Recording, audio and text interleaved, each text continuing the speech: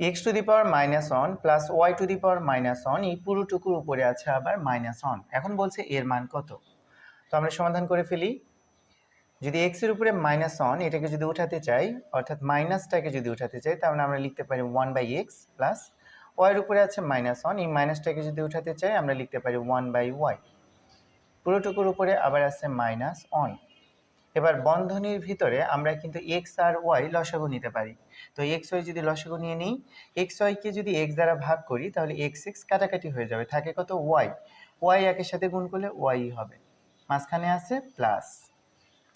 X ওয়াইকে যদি আমরা Y দিয়ে ভাগ করি তাহলে ওয়াই ওয়াই কাটাকাটি হয়ে যাবে, থাকে হচ্ছে এক্স। এক্স একের সাথে গুণ করলে এক্স হয়। পুরোটুকুর উপরে আছে হচ্ছে -1। এবার যদি মাইনাসটাকে উঠাতে চাই তাহলে একের নিচে আমার এই পুরোটুকুকে লিখতে হবে, অর্থাৎ x plus y divide by x y. আমরা লেখার সময় এটাকে একটু সাজিয়ে নিয়েছি, অর্থাৎ এক্সকে আগে লিখেছি প্লাস ওয়াইকে পরে লিখেছি।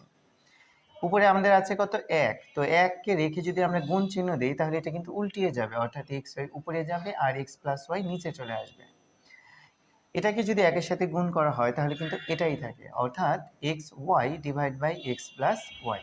এটাই কিন্তু আমাদের অ্যান্সার।